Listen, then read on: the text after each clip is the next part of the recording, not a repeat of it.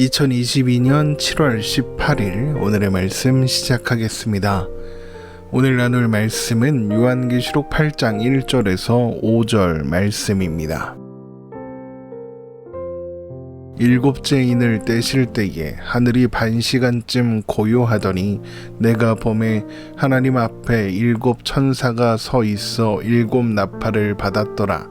또 다른 천사가 와서 제단 곁에 서서 금 향로를 가지고 많은 향을 받았으니 이는 모든 성도의 기도와 합하여 보좌 앞 금 제단에 드리고자 함이라. 향연이 성도의 기도와 함께 천사의 손으로부터 하나님 앞으로 올라가는지라. 천사가 향로를 가지고 제단에 불을 담아다가 땅에 쏟음에 우레와 음성과 번개와 지진이 나더라.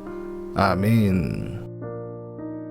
일곱인 심판 환상을 보고 있었던 요한은 어린 양께서 일곱째 인을 떼시기 전에 14만 4천의 환상을 보았습니다.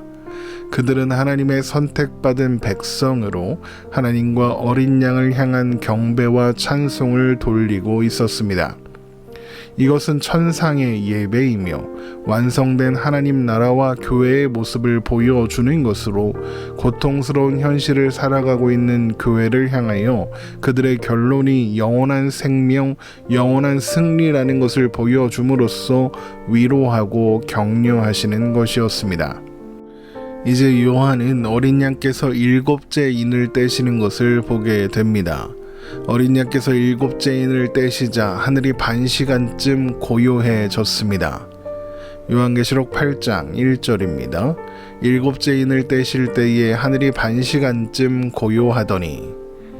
이것을 요한계시록 7장에 기록된 천상의 예배의 모습과 연결해서 생각해보면 지금 이 고요함은 하나님과 어린 양께 경배와 찬송을 돌리던 14만 4천 흰옷을 입은 큰 무리가 이제 찬송을 마치고 숨을 죽이고 무언가 주목하여 바라보고 있는 그런 상황을 연상할 수 있습니다. 마치 태풍이 몰아치기 직전 찾아오는 고요함처럼 온 우주가 일시에 침묵하며 하나님께서 하실 일을, 하나님께서 이루실 일을 주목하여 바라보고 있는 것이죠. 하나님의 손이 움직이시기를 기다리며 또 기대하며 숨을 죽이고 있는 것입니다. 그러면 이 고요함은 무엇을 기다리고 기대하는 고요함일까요? 바로 하나님께서 행하실 일들을 기다리고 기대하는 것입니다. 스바냐 1장 7절입니다. 주 여호와 앞에서 잠잠할지어다.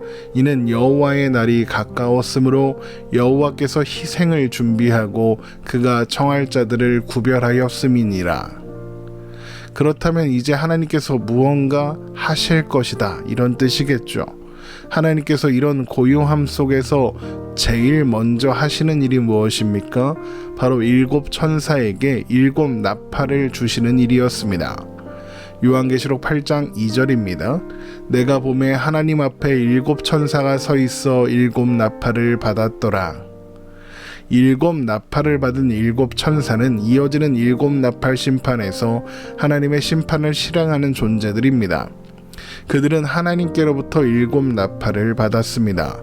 이것은 일곱인 심판이 그랬던 것처럼 일곱 나팔 심판 또한 하나님의 보좌로부터 시작된, 그러니까 하나님의 주권 아래에 있는 일이라는 것을 분명하게 보여줍니다.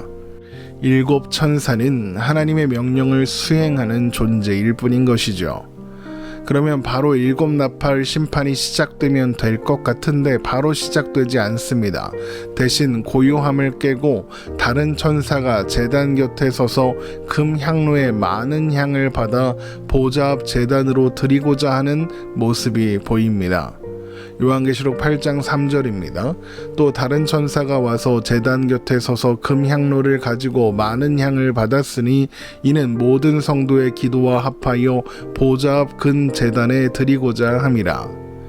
이 천사가 가진 금향로에 담긴 향은 모든 성도의 기도와 합하여 하나님과 어린 양의 보좌 앞에 올려지게 되는데, 이는 금향로에 담긴 그 향이 곧 성도들의 기도라는 의미입니다. 요한계시록 5장 8절 말씀입니다. 그 두루마리를 취하심에 네 생물과 24장로들이 그 어린 양 앞에 엎드려 각각 검은 고와 향이 가득한 금대접을 가졌으니 이 향은 성도의 기도들이라. 하나님 앞에 성도의 기도들이 향기롭고 아름다운 향이 되어 하나님의 보좌 앞으로 올라가는 것입니다. 요한계시록 8장 4절 말씀입니다. 향연이 성도의 기도와 함께 천사의 손으로부터 하나님 앞으로 올라가는지라. 이 모습을 누가 보고 있었겠습니까? 고요함 속에서 하나님께서 하실 일을 주목하고 있는 하나님의 백성들이 보고 있죠. 성도들의 기도가 하나님 앞으로 다 올라갈 때까지 그 고요함은 계속됩니다. 마치 하나님께서 성도들의 기도를 들으시는 데에 방해가 되지 않으려는 듯 일곱 나팔을 받은 일곱 천사는 물론 모든 천사들까지 침묵하고 있는 겁니다.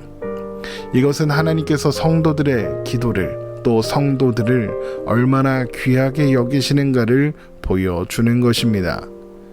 그런데 지금 성도들이 세상에서 어떤 대접을 받고 있습니까? 무시하고 조롱당하며 미련하다 욕을 먹고 있습니다. 성도들은 핍박과 고난을 견디며 버티고 있죠. 그 와중에도 수없이 많은 유혹이 찾아오기도 합니다. 성도들은 그 가운데 여전히 연약하고 미련하여 세상의 유혹에 속아 실패할 수밖에 없는 현실 속에 좌절할 수밖에 없었습니다. 그런데 그런 성도들의 기도를 하나님께서 아주 조심스럽게 아주 주의를 기울여 아주 귀를 기울여 들으시는 겁니다. 성도들이 세상에서는 경시받았으나 하나님 앞에서는 가장 존귀한 자들로 대접받고 있는 것이죠. 그 모습을 하나님의 모든 백성들과 모든 천사들이 고요함 속에 주목하여 바라보고 있는 것입니다. 시편 46편 10절에서 11절입니다. 이르시기를 너희는 가만히 있어 내가 하나님 됨을 알지어다. 내가 문 나라 중에서 높임을 받으리라.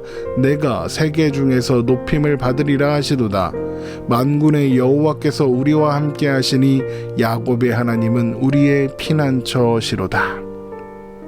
하나님의 하나님 되심을 바라보고 기대하고 있는 것입니다. 그렇게 하나님께서 모든 성도들의 기도를 받으시자 향로를 들고 있던 천사는 그 향로에 제단의 불을 담아 땅에 쏟았고, 그러자 고요함이 깨지고 우레와 음성과 번개와 지진이 일어났습니다. 요한계시록 8장 5절입니다. 천사가 향로를 가지고 제단의 불을 담아다가 땅에 쏟음에 우레와 음성과 번개와 지진이 나더라. 그렇게 일곱 나팔 심판이 시작되고 있는 겁니다. 물론 일곱인 심판이 끝나고 일곱 나팔이 이어진다 이런 의미가 아닙니다. 또한 일곱 나팔 심판이 끝나고 일곱 대접 심판이 이어지는 것도 아니죠. 일곱인, 일곱 나팔, 일곱 대접 심판은 하나님의 심판이 점점 강도를 더해가며 3번 될 거다 이런 뜻이 아니라 하나님의 심판에 대하여 반복하고 확장해서 설명하기 위한 것입니다. 성경에서 3번 반복하는 일은 자주 있는 일이죠. 이것은 강조하기 위한 방법입니다. 그러니까 결국 7심판 시리즈를 3번 반복하여 기록하시는 것은 하나님의 심판의 날이 반드시 속히 될 일이라는 것을 확증하고 강조하기 위해서인 것이죠. 하나님의 심판과 하나님의 나라의 완성은 하나님의 때에 하나님의 계획대로 반드시 될 수밖에 없는 일이다. 이것을 힘주어 이야기하고 있는 것입니다. 그래서 일곱인, 일곱 나팔, 일곱 대접이라고 해서 일곱이라는 숫자를 강조하는 겁니다. 성경에서 일곱은 완전하다는 의미를 가집니다. 일곱인, 일곱 나팔, 일곱 대접 모두 일곱이죠. 그러면 이것이 무엇을 의미하겠습니까?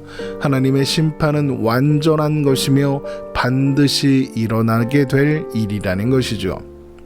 혹시라도 7심판 시리즈를 순서대로 일어나는 사건으로 설명하면서 두려움이나 공포심을 조장하는 말을 듣게 되신다면 그 두려움으로 여러분을 조종해서 그들이 원하는 반응이나 결과를 얻으려는 사기인 줄 아시고 잘 분별하시면 됩니다.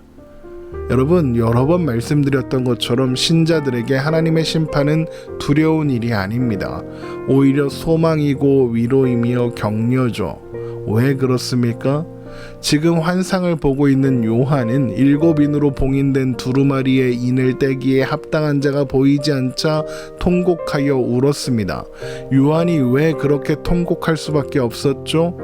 두루마리의 인이 떼어지지 않으면 하나님의 역사가 교회 위에 진행되지 않을 것이고, 그러면 세상의 심판도 없고 성도들의 최후 승리도 없으며 새하늘과 새 땅, 하나님 나라를 유업으로 받는 그 역사도 이루어지지 않겠구나, 이런 생각을 했기 때문입니다.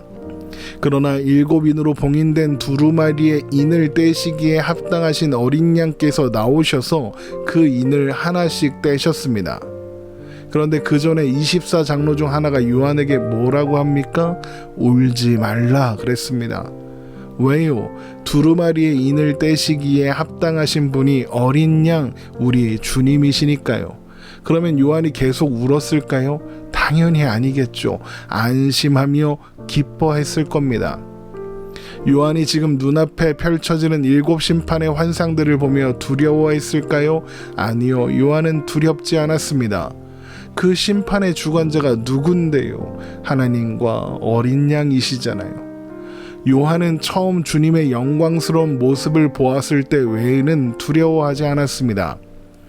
요한계시록 1장 17절에서 19절 말씀입니다.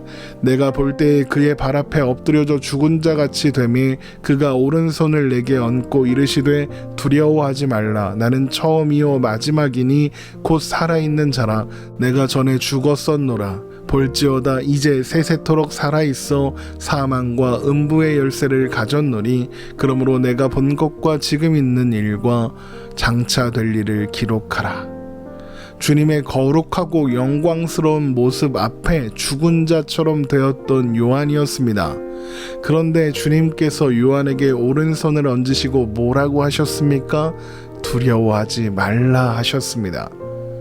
요한에게 두려워하지 말라 말씀하신 분께서 지금 보여지는 심판 환상들의 7심판 환상들의 주권자입니다. 그러니 요한이 뭐가 두렵겠습니까? 두려워 말라 하시는데요. 신자들에게 하나님의 심판은 두려움의 대상이 아닙니다. 위로와 격려와 기쁨의 대상이죠. 신자들에게 하나님의 심판이 임한다는 것은 최후 승리이며 하나님 나라의 완성을 의미하니까요. 이것을 두려워할 존재들은 신자된 우리가 아니라 하나님을 마음에 두기 싫어하는 불신자들이죠. 요한계시록 6장 15절에서 17절입니다. 땅의 임금들과 왕족들과 장군들과 부자들과 강한 자들과 모든 종과 자유인이 굴과 산들의 바위 틈에 숨어 산들과 바위에게 말하되 우리 위에 떨어져 보좌에 앉으신 이의 얼굴에서와 그 어린 양의 진노에서 우리를 가리라. 그들의 진노의 큰 날이 이르렀으니 누가 능히 서리오 하더라. 그러나 하나님의 백성인 우리들은 그 진노의 날에도 능히 하나님 앞에 설 수 있습니다. 아무리 대단한 난리법석이 일어나도 괜찮습니다. 두려워할 필요가 없죠. 왜 그렇습니까? 요한계시록 7장 2절에서 3절 말씀입니다. 또 봄에 다른 천사가 살아계신 하나님의 인을 가지고 해 돋는 데로부터 올라와서 땅과 바다를 해롭게 할 권세를 받은 네 천사를 향하여 큰 소리로 외쳐 이르되 우리가 우리 하나님의 종들의 이마에 인치기까지 땅이나 바다나 나무들을 해하지 말라 하더라. 심판의 권세가 하나님의 백성들에게는 미치지 않기 때문입니다.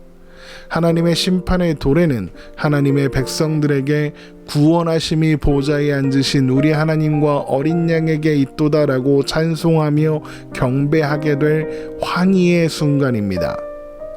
요한계시록 7장 15절에서 17절 말씀입니다.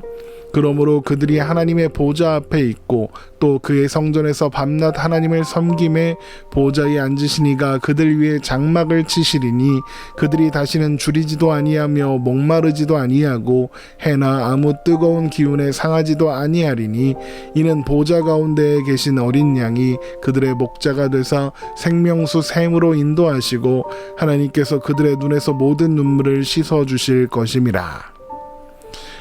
보좌에 앉으신 예수님께서 우리의 장막이 되어 주시고 우리의 목자가 되어 주사 그 어떤 해도 당하지 아니하고 생명수 샘으로 데리고 가셔서 세상에서 살아가며 흘려야 했던 모든 눈물들을 깨끗이 닦아 주실 것입니다.